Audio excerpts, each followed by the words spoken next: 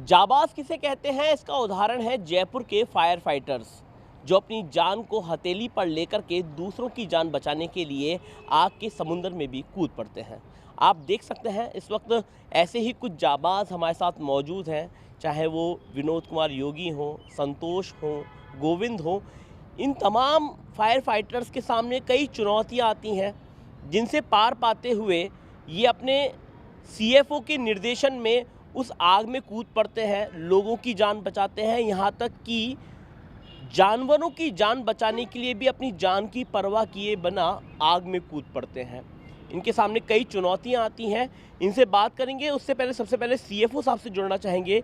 देवेंद्र जी, ETV Bharat में आपका बहुत बहुत स्वागत है और इंटरनेशनल फायर फाइटर्स डे की आपको बहुत बहुत शुभकामनाएं, आपकी पूरी टीम को शुभकामनाएं। आपसे जानना चाहेंगे, एक फायर फाइटर के सामने किस किस तरह के चैलेंजेस आते हैं, आपसे जानना चाहेंगे। हाँ सर, फायर फाइटिंग जो वर्क है वो डिफरेंट है, सबसे अलग है, बहुत मेहनत का काम है। और इसमें जब काम आता है वो अचानक आता है और इसमें ये नहीं रहता कि हमको कितने घंटे तक काम करना है और उस काम का मतलब उसमें कितना हार्ड वर्क हमको करना है। और टीम हमारे साथ रहना ज़रूरी है, पूरा स्टाफ अगर मिलके काम करता है तो उस समय हम उस चीज़ को तुरंत कंट्रोल करते हैं। और बहुत तरह के हम वर्क करते हैं, आग बुझाने के साथ साथ हम आपातकालीन कार्य भी करते हैं, जिसमें रोड एक्सीडेंट आ गया, बिल्डिंग क्लैप्स आ गया, इसके अलावा सीवर रेस्क्यू और स्नैक रेस्क्यू, और इसके अलावा बारिशों में बाढ़ आना और पेड़ पौधों का सड़कों पे गिर जाना। तो बहुत सारे आपातकालीन वर्क है जो हम करते हैं। सुभाष जी, जब हाल ही में हम लोग एक चैलेंज से जूझे हैं, वो काल था कोरोना काल, जिसमें एक फायर फाइटर ने अपनी जान की परवाह किए बिना सैनिटाइजेशन का भी काम किया था।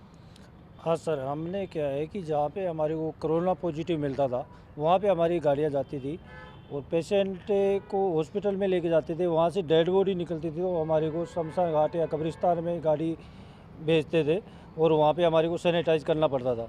और जिस जगह में जिस मकान में सैनिटाइज पॉजिटिव पाया गया है वहाँ भी हमारे को सैनिटाइज करना पड़ता था। तो कुछ डर भी लगता होगा कि यार कोरोना हमारे भी हो सकता है। हाँ सर, उस टाइम में शुरू में डर भी लगता था क्योंकि जयपुर पूरा खाली हो गया था। ये emergency service, fire police, ambulance ही यहाँ कार्य कर रही थी। हमारा बहुत ही रिस्की पॉइंट था सर, क्योंकि हमारे को जहाँ पॉजिटिव मिलता था वहाँ भी जाना पड़ता था और बॉडी के साथ में शमशान पे वो एम्बुलेंस को भी सैनिटाइज करना पड़ता था और मकान को भी सैनिटाइज करना पड़ता था। बिल्कुल, घरों को सैनिटाइज किया, बाज़ारों को सैनिटाइज किया। मूलचंद जी, आपसे जानना चाहेंगे, किस तरह के चैलेंजेस आप लोगों ने अभी तक फेस किए हैं? कितने साल की आपकी ड्यूटीज़ हो चुकी हैं? कोई ऐसा इंसिडेंट ध्यान आया हो जब जान पूरी तरह से दांव पर लग चुकी थी? सर ऐसा हुआ था कि अभी जो ये अपने छोटी चौपड़ की तरफ हुआ था कि ऊपर दूसरी मंजिल के ऊपर क्या महिलाएं फंसी हुई थी। वो महिला ऑपरेशन हुआ था उसका, तो वो आग के अंदर फंसी हुई थी, तो उसको उतार के लाना एक चैलेंज की बात थी। तो हमने लेडर लगा के फिर 3 आदमियों की सहायता से उसको रेस्क्यू किया था। तो काफ़ी रिस्की था वो। मेरी 15 वर्ष की सर्विस हो गई है और इस बीच में मैंने मनुष्य और जानवर हर प्रकार की आपदाओं को देखा है और हमने काफ़ी लोगों को बचाया भी है। सबसे बड़ा एडवांटेज तो ये रहा है कि हमने काफ़ी लोगों को बचाया है। उस पीरियड में कैसी भी स्थिति रही हो, हम अपनी जान पे खेल के हमने उन स्थितियों को जीता है।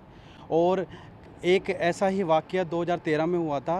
रामगंज के अंदर कोई एक पटाखे की फैक्ट्री में आग लगी थी, तो उस दौरान कुछ जानवर भी थे और कुछ मनुष्य भी थे। और उस पीरियड में हमने ये नहीं देखा कि मनुष्य हैं कि जानवर हैं, हमने ये देखा कि वो जीव हैं, उनको बचाना है। और उस पीरियड में हमने उनको बचाया। उनसे ज़्यादा खुशी हमें प्राप्त हुई, हमने अपने जान पे खेल के बचाया। हम बहुत गर्व है कि हम फायर ब्रिगेड में सर्विस करते हैं। बिल्कुल, जान बचाना किसी भगवान के कार्य से कम नहीं है। अनीता जी, एक महिला फायरमैन हैं, आप किस तरह के चैलेंजेस फेस करने पड़ते हैं? किस तरह से मैनेज कर पाते हैं घर, इधर ड्यूटी और ड्यूटी भी इस तरह की ड्यूटी कि भाई आग को बुझाना है, हमें लोगों को बचाना है? वो तो देखो, अब घर का काम तो करना होता ही है। एक लेडीज़ के लिए घर का काम और ये ड्यूटी करना दोनों आम बात नहीं है। घर का भी काम करना पड़ता है, ड्यूटी भी करनी पड़ती है। इस वजह से आने जाने में या ड्यूटी यहाँ करने में मुझे मेरे परिवार के लिए करना पड़ा है। जो भी भाई, मैं बड़ी हूँ सबसे, मेरे 4 बहनें हैं, 1 भाई है। भाई जो भी हो, जो इसमें लगना है और मेरे परिवार को संभालना है। बिल्कुल, परिवार को संभालना एक जिम्मेदारी थी।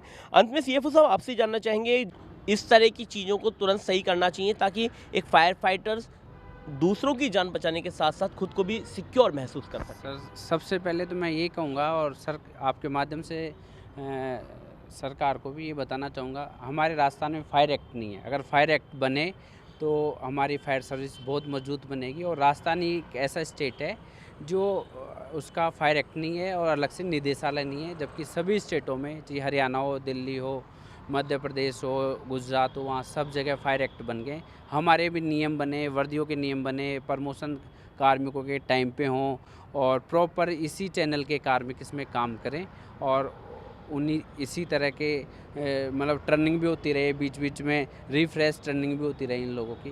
बिल्कुल, बाकी ट्रेनिंग हो, सुविधाएं मिले, इक्विपमेंट्स मिले, ताकि एक फायर फाइटर जो बिना सोचे समझे अपनी जान को दांव पर लगा करके लोगों की जान बचाने के लिए आग में कूद पड़ते हैं, वो भी कुछ हद तक खुद को सिक्योर महसूस कर सके और यहाँ पर फायर एक्ट भी बने। इस तरह की मांग अब इन फायर फाइटर्स के माध्यम से उठाई जा रही है। सहयोगी विजेंद्र के साथ अंकुर जाखड़, ईटीवी भारत, जयपुर।